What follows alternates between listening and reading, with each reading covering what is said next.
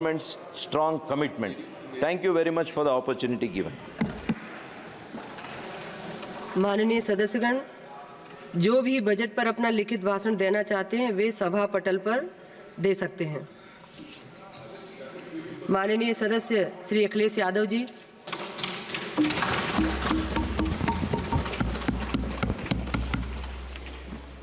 सभापति महोदया, मैं आपका बहुत धन्यवाद देना चाहता हूं कि आपने मुझे बजट 2024-2025 में बोलने का मुझे मौका दिया है। इस सरकार का लगातार ये 11वां बजट है। 11वें बजट के बाद भी नाउम्मीदगी दिखाई दे रही है और सरकार में हैं तो सरकार के लोग तो अच्छी बात करेंगे ही, न केवल नाउम्मीदगी दिखाई दे रही है बल्कि जो चेहरों पे खुशी होनी चाहिए थी सरकार बनने के बाद, वो चेहरों पे उतनी खुशी नहीं दिखाई दी।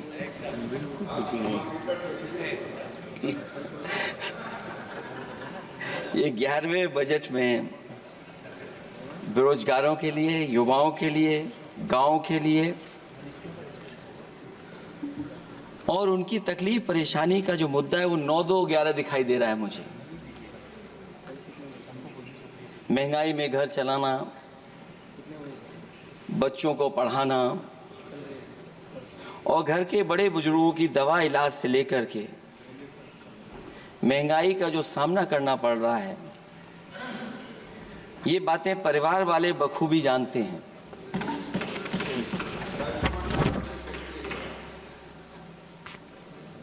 मैं जब सत्ता पक्ष के लोगों के जो आंकड़े देखता हूं और सुनता हूं, अगर इतना सब कुछ 10 साल में अच्छा हुआ है तो आप हंगर इंडेक्स में कहां खड़े हैं? अगर 10 साल बाद भी यही बात सत्ता पक्ष की तरफ से आएगी कि हम कहां खड़े हैं। आपने बड़ा सपना दिखाया make in India. Uttar Pradesh जैसे बड़े स्टेट से सबसे ज्यादा लोकसभा के सांसद चुने जाते हैं। हमें कोई बहुत बड़ा प्रोजेक्ट नहीं मिला, कोई बड़ा प्रोजेक्ट नहीं मिला, प्रधानमंत्री जी मिले हमें। और अगर कोई सभापति महोदय कोई बड़ा प्रोजेक्ट मिला हो 10 साल में, कोई आईएम मिला हो, कोई आईआईटी मिली हो और जो ट्रिपल आईटी किसी समय पर उत्तर प्रदेश को मिली थी, क्या उसमें क्या सहयोग सरकार की तरफ से हुआ है? न केवल ये संस्थाएं बल्कि गवर्नमेंट जो एजुकेशन की इंस्टीट्यूशंस हैं वो सेंट्रल की तरफ से कौन सी नई आ गई? मेडिकल के क्षेत्र में कोई बड़ा संस्था आई हो? जो 2 एम्स आए हैं, मुझे याद है कि रायबरेली का एम्स भी समाजवादी सरकार में जमीन दी गई, उसके परिणाम है कि वह एम्स बन गया। गोरखपुर में भी जो एम्स आया समाजवादी सरकार थी, जमीन दी गई तब एम्स आया। और जो एम्स आ भी गए हैं अगर वहां 2, क्या उनमें पर्याप्त इलाज मिल पा रहा है? केवल यही नहीं, मेक इन इंडिया सपना तो ये दिखाया गया था कि अगर प्राइवेटाइजेशन हो जाएगा तो नौकरियां मिल जाएंगी। कुछ हद तक तो बहुत सी चीजें प्राइवेटाइज हो गईं, लेकिन नौकरियां कम होती चली गईं। और जो सबसे बड़ा सवाल है, जो पीड़ित परिवार के लोगों को जो हक और सम्मान मिलता है, क्या ये सरकार वो दे पा रही है? टैक्स कलेक्शन में सपना दिखा रहे हैं कि हम यहां पहुंच गए हैं, आखिरकार एक्सपोर्ट क्यों कम होता चला जा रहा है? और हम जो ट्रेड डेफिसिट है उसको कैसे खत्म करेंगे?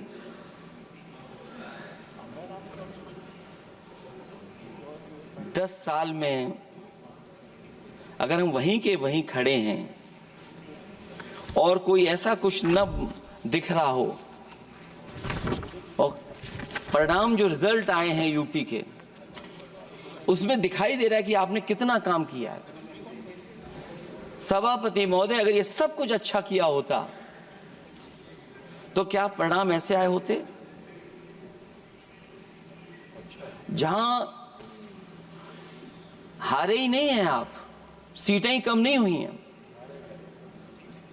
देश के प्रधानमंत्री जी भी वोट से हारे हैं, वोट से हारे हैं। जो कभी 5 लाख तक जीतना था जिन्हें, या 10 का टारगेट बनाया था, कितने से जीते? तो कम से कम इन चीजों को तो देखें। मैं जब सुनता हूं सत्तापक्ष लोगों को तो मुझे वो लाइनें याद आ जाती कि वो झूठ बोल रहा था, बड़े सलीके से मैं एतवार न करता तो और क्या करता।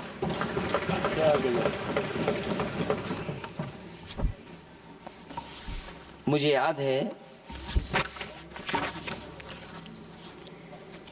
कि देश के प्रधानमंत्री जी ने जनकपुर में एक झंडा दिखाया था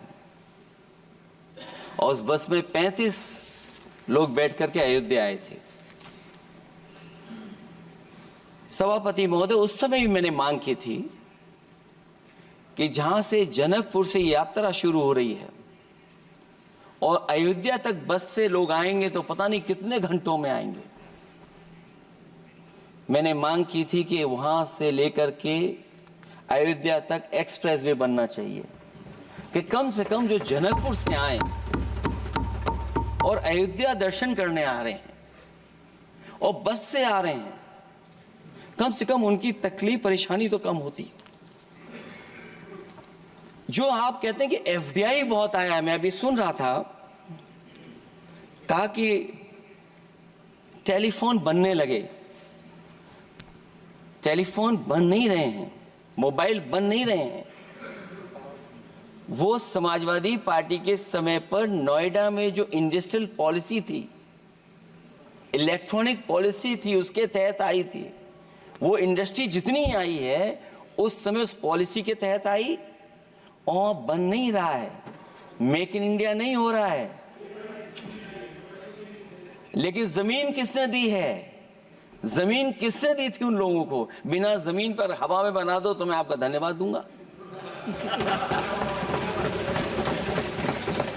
उस पॉलिसी के तहत वो झूठ बोल रहा था बड़े सलीके से।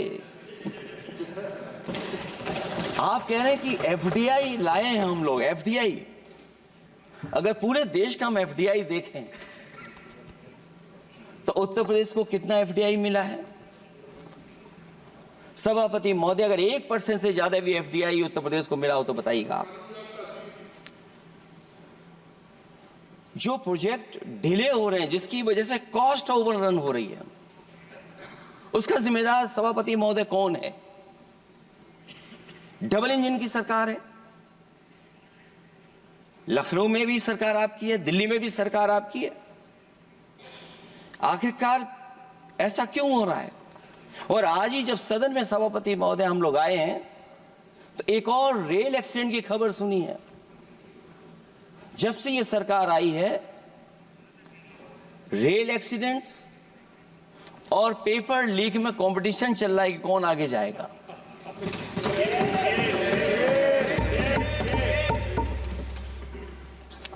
मैं तो अखबारों में पढ़ता था सभापति महोदय कि तोड़ फोड़ करके ये सरकार बनाते हैं।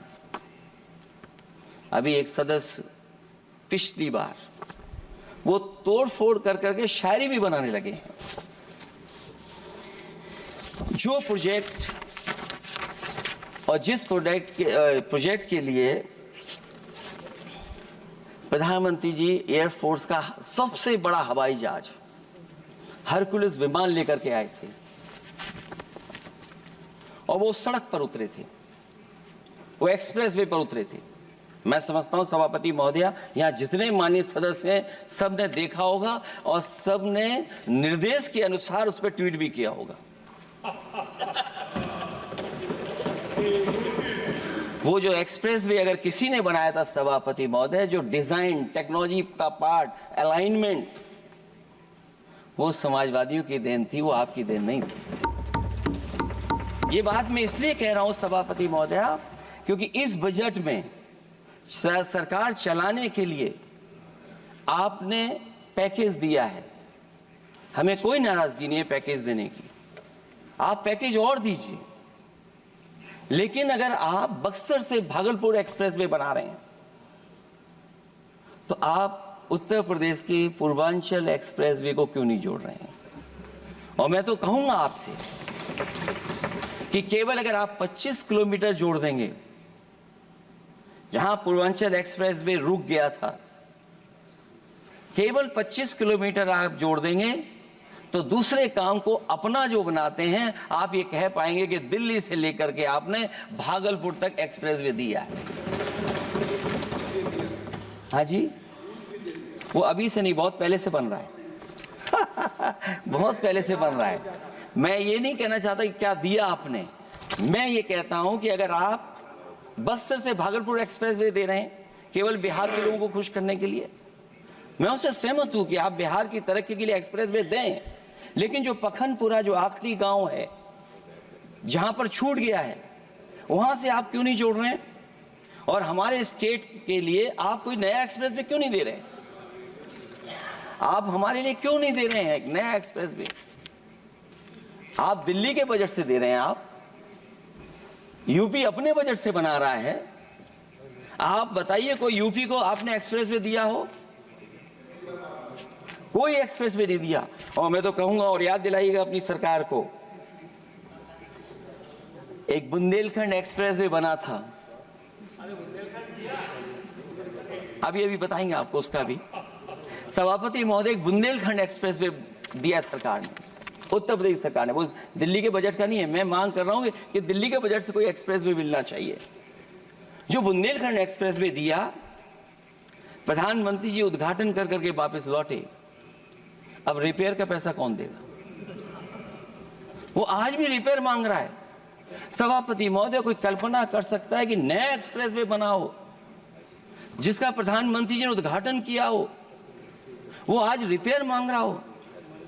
और वो एक्सप्रेस वे 6 लेन नहीं है, वो 4 लेन है। मैं इसमें भी सुझाव देना चाहता हूं, ये जो बुंदेलखंड वाला एक्सप्रेस वे है, ये अभी 15,000 करोड़ से ज्यादा का बना है स्टेट गवर्नमेंट का।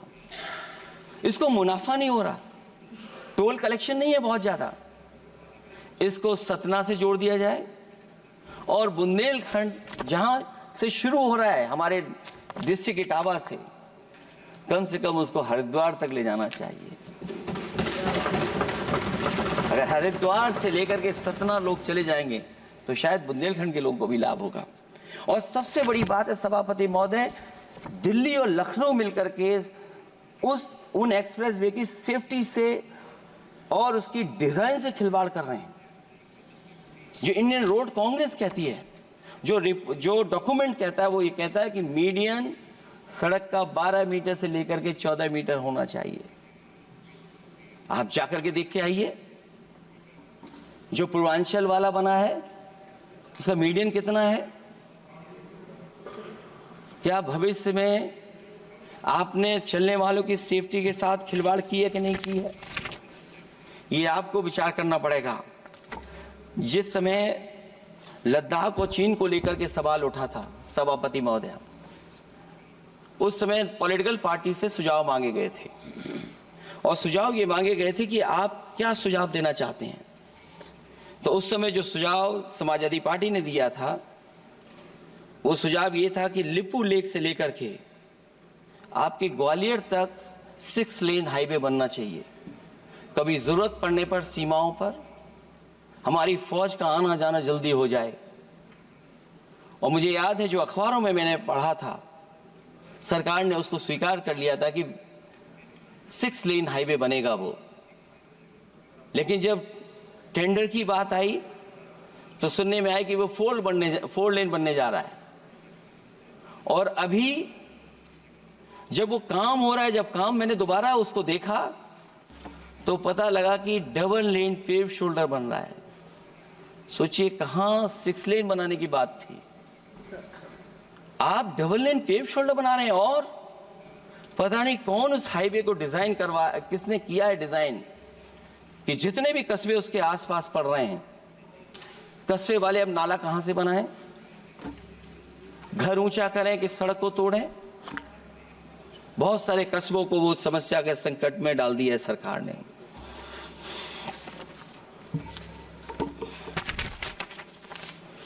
जो सरकार मंचों से ये कहती थी कि हम किसानों की आय दोगुनी कर देंगे, आज तो 11 साल हो गए सरकार को। किसान की आय दोगुनी हो गई क्या, सरकार बताए? और अभी मैं बहुत सारे माननीय सदस्यों को जब सुनता हूं तो वो कहते हैं कि हम एमएसपी दे रहे हैं। अगर आप एमएसपी दे रहे हैं तो उसकी कानूनी गारंटी क्यों नहीं दे रहे हैं आप कानूनी गारंटी दीजिए। और फिर कई बार सुनने को मिलता है कि हॉर्टिकल्चर क्रॉप्स के लिए आप क्या कर रहे हैं, उसके एमएसपी की कब तैयारी करेंगे आप? और फिर आय दोगुनी में आप कितना देंगे किसान को? जो पिछले बार बजट में कहा गया था कि एग्रीकल्चर इंफ्रास्ट्रक्चर के लिए 1 लाख करोड़ देश को मिलेगा। अगर 1 लाख करोड़ देश को मिला होगा एग्रीकल्चर इंफ्रास्ट्रक्चर को, तो कम से कम यूपी का शेयर कुछ तो रहा होगा। सभापति महोदय, सरकार ने अगर एक भी मंडी बनाई हो तो बता दें। हाँ, ये अलग बात है कि अगर आप कोई चीज सुधारने के लिए कोई परिवर्तन कर रहे हैं, स्टोरेज के लिए किसी को पहले ही बता दे रहे हैं, वो बात अलग है। लेकिन किसान कहां जाएगा जहां उसको रेट मिलेगी? और फिर ये इस बजट में कहा जा रहा है कि हम 109 high yielding and climate resilient varieties लाएंगे। तो सभापति महोदय, हम अपने माननीय मंत्री से कहेंगे कि वो ग्लोबल वार्मिंग के लिए जो आप काम पिछले कितने वर्षों से कर रहे हैं, क्या हुआ उस ग्लोबल वार्मिंग का? COP21 में भी आप हुआ है, G20 में भी आपने आश्वासन दिया, और कुछ नहीं किया। तो आपको क्या लाना पड़ रहा है? 109 high yielding and climate resilient varieties. आप मुझे बताओ किसान पर कब तक पहुंचाओगे आप? और उसको पहुंचाने के लिए आपके पास क्या इंतजाम है? और फिर दूसरे पैराग्राफ में फिर बदल जाते हैं आप। अभी आप बात कर रहे हैं रेजिलेंट वैरायटीज की, और फिर आप कह रहे हैं कि हम नेचुरल फार्मिंग को बढ़ावा देंगे। सभापति महोदय, इस सरकार बताए कि रेजिलेंट क्रॉप सीड्स कब तक पहुंचा देंगे, उससे लाभ किसानों को कैसे मिलेगा? और फिर नेचुरल फार्मिंग जो अभी भी कर रहा है किसान कई जगह पर, उसके लिए क्या अलग से पैकेज है आपके पास बजट में? आपने तो केवल सभापति महोदय एक चीज सीखी है पार्ले जी बिस्किट से, महंगाई और मुनाफा।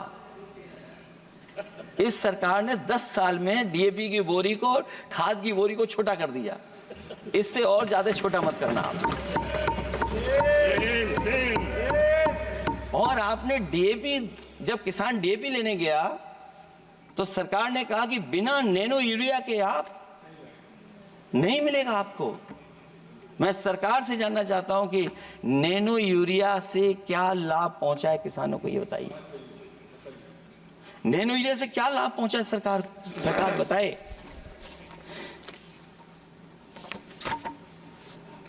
हमारे यहां बड़े बड़े आयोजन हुए सभापति महोदय, इन्वेस्टमेंट मीट के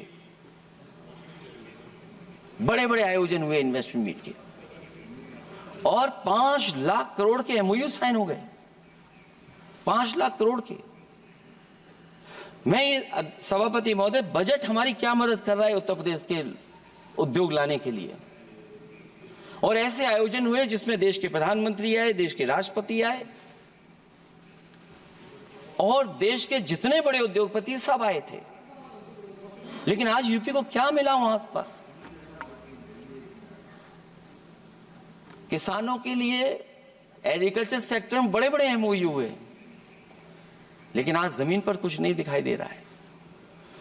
मुझे याद है समाजवादी सरकार में, क्योंकि देश का सबसे ज्यादा उत्पादन दूध का अगर कहीं हो रहा है तो उत्तर प्रदेश में हो रहा है, और उस उत्पादन को बढ़ावा देने के लिए और इन्वेस्टमेंट लाने के लिए उस समय की सरकार ने फैसला लिया कि अगर बाहर से भी कोई डेयरी या डेयरी प्लांट लगाना चाहेगा तो उसमें सरकार सहयोग करेगी। और परिणाम ये हुआ कि गुजरात की 3 अमूल प्लांट लग गए यूपी में। तो मैंने उद्घाटन किए, एक देरी से हुआ तो देश के प्रधानमंत्री जी ने किया, लेकिन उसके बाद कोई नया प्लांट आया हो तो बता दें। जो अमूल से पुरानी संस्था है, क्या उसका सहयोग कुछ करेंगे आप लोग? क्या आप पराग का सहयोग करेंगे कुछ? न केवल दूध उत्पादन में उत्तर प्रदेश आगे है, बल्कि चीनी में और गन्ने की पैदावार में भी कभी आगे कभी पीछे होता है। किसानों को भरोसा दिलाया गया था कि उनकी भी आय दोगुनी हो जाएगी, उनको भी बहुत सुविधाएं दी जाएंगी, बिजली फ्री दी जाएगी। सभापति महोदया, उन्हें फ्री बिजली नहीं दी सरकार। ये आश्वासन था आपका। और आज अगर उत्तर प्रदेश पिछड़ इसलिए रहा है क्योंकि सबसे महंगी बिजली अगर कहीं कोई पा रहा है तो उत्तर प्रदेश पा रहा है। और मुझे याद है, क्योंकि बात ये मुझे इसलिए कहना चाहिए, बीजेपी के एक विधायक जो सबसे बुजुर्ग थे, वो देश के प्रधानमंत्री जी के क्षेत्र में बिजली 24 घंटे आए, उसके लिए वो धरने पे बैठ गए थे। वहां के अधिकारियों ने कहा कि बुजुर्ग हैं, इनका स्वास्थ्य बेहतर नहीं है, इनका धरना आप उठवा दीजिए। मैंने सभापति महोदय उनको बुलाया, मैंने उनकी बात सुनी। उन्होंने कहा कि प्रधानमंत्री जी के क्षेत्र में 24 घंटे बिजली होनी चाहिए। उसी दिन मैंने फैसला ले लिया कि प्रधानमंत्री के क्षेत्र में 24 घंटे रहेगी बिजली। और मैंने उससे मांग की सभापति महोदय कि उत्तर प्रदेश देश के प्रधानमंत्री को बनाने में सबसे बड़ा सहयोग किया है, इसका कम से कम बिजली का कोटा तो बढ़ जाए यूपी का। वो 8 साल हो गए, उत्तर प्रदेश ने देश के प्रधानमंत्री को तो दे दिया, लेकिन अभी तक बिजली का कोटा नहीं बढ़ा। हमें उम्मीद है 11 शुभ होता है, इस 11वें बजट में कुछ सुविधाएं ऐसी उत्तर प्रदेश को दी जाएंगी जिससे वहां के लोगों को लाभ पहुंचे, मदद पहुंचे।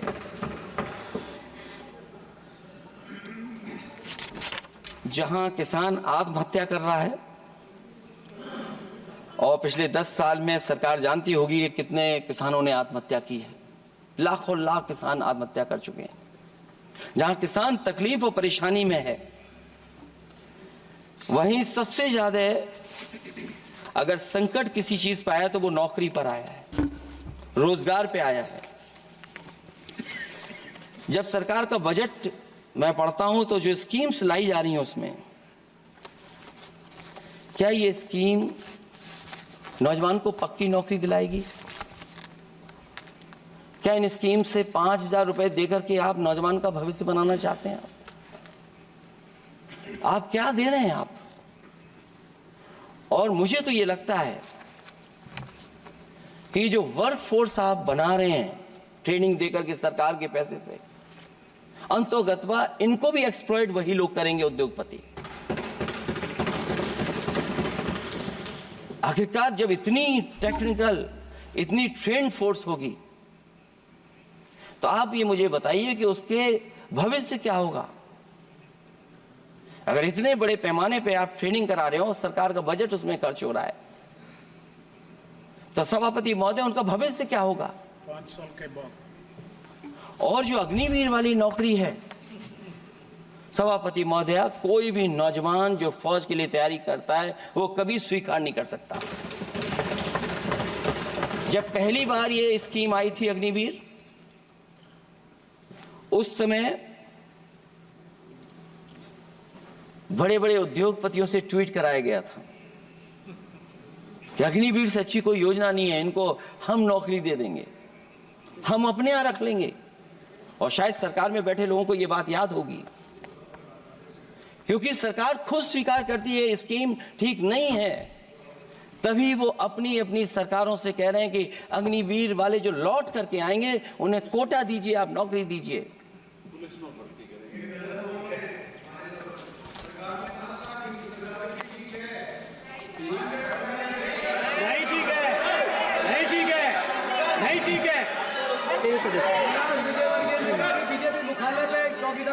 सभापति महोदया, मैं बैठ जाता हूं, आप खड़े होकर के कह दीजिए अग्निवीर व्यवस्था अच्छी है। मैं इस सभा में खड़े होकर कहता हूं, उस राज्य से तो हिमाचल प्रदेश से जिसने पहला परमवीर चक्र विजेता मेजर सोमनाथ शर्मा दिए, कारगिल के युद्ध में सबसे ज्यादा शहीद होने वाले हिमाचल प्रदेश के वीर नौजवान थे। 4 परमवीर चक्र विजेता हुए, उसमें से 2 कैप्टन विक्रम बत्रा और सूबेदार संजय कुमार हिमाचल प्रदेश से हुए। और मैं कहता हूं, जी हां, जो लंबे समय से मांग थी 1 रैंक 1 पेंशन की किसी सरकार ने पूरी नहीं की, वो नरेंद्र मोदी जी की सरकार ने यहां पर पूरी की है। और मैं एक बात और कहता हूं, अखिलेश यादव जी सुन ले, अग्निवीर में 100% एम्प्लॉयमेंट की गारंटी है और रहेगी। माननीय सदस्य साहब अपनी बात। सभापति महोदया, जो मैंने बहुत छोटा सवाल पूछा था, मैं दूसरी बात कहता हूं, अगर ये जो बात आप कह रहे हो, तो आपको जरूरत क्यों पड़ रही कि आपको उत्तर प्रदेश में और प्रदेशों में कोटा देना पड़ रहा है 10%? सभापति महोदया, बैठिए। सभापति महोदय, जहां तक परमवीर, रुक जाइए,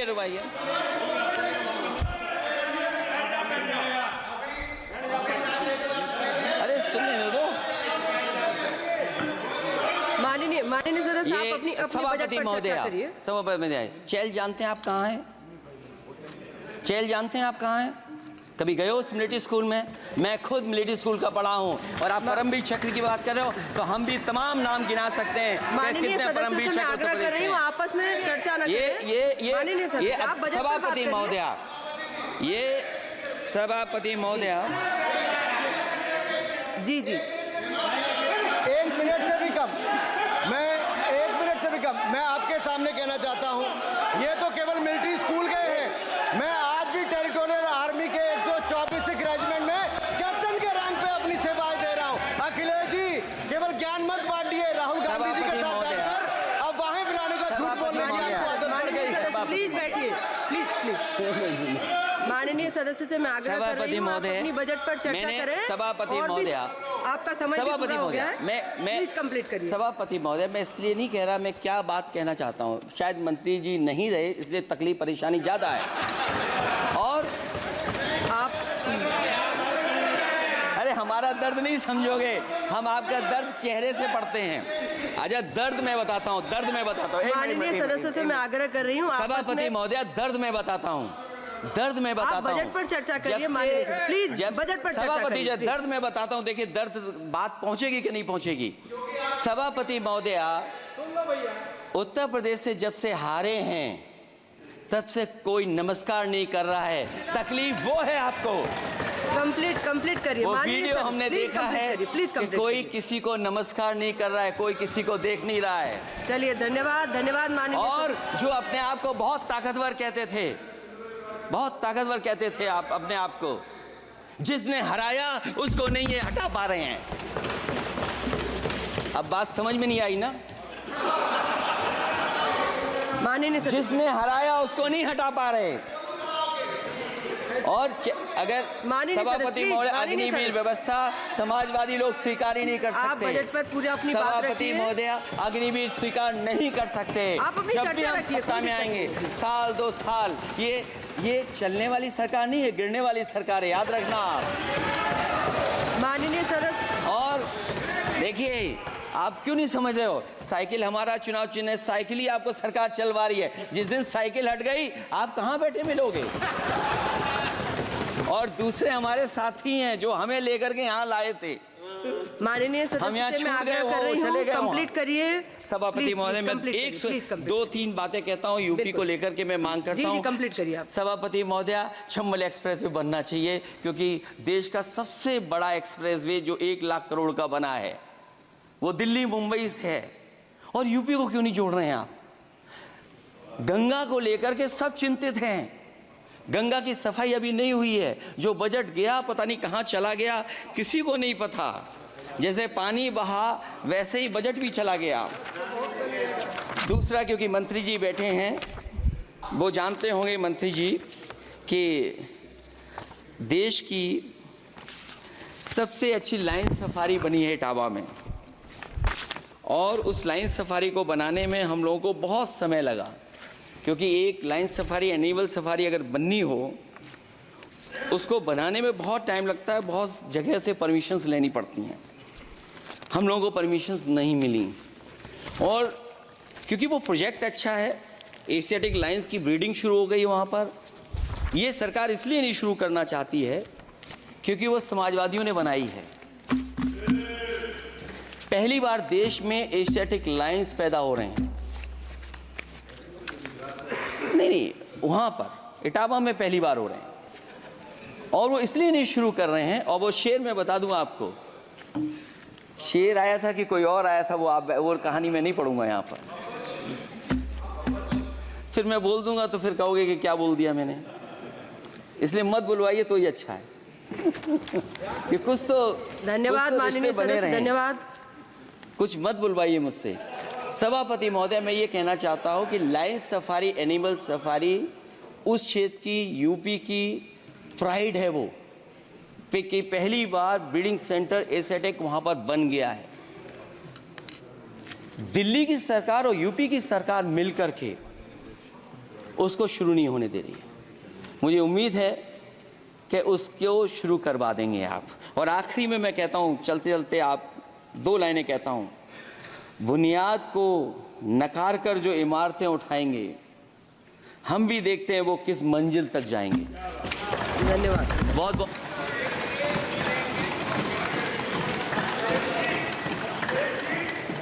अखिलेश जी, कुछ ज्ञान माननीय विपक्ष के नेता को भी दे दीजिए। आपने अच्छा भाषण दिया, उनको भी सिखा दीजिए। हालांकि अयोध्या को मैंने कहा हम काम नहीं रोक रहे हैं, लेकिन सभापति महोदय मैं कहना चाहता हूं, इन लोगों का कौन टाउन प्लानर है, कौन आर्किटेक्ट है, मैं नहीं जानता हूं, लेकिन ये जब सरकार से चले जाएंगे तो विश्व की सबसे बढ़िया नगरी अगर कोई बन करके दिखाएंगे तो वो अयोध्या नगरी होगी। माननीय सदस्य, क्योंकि इससे बड़ा सम्मान और कोई नहीं हो सकता।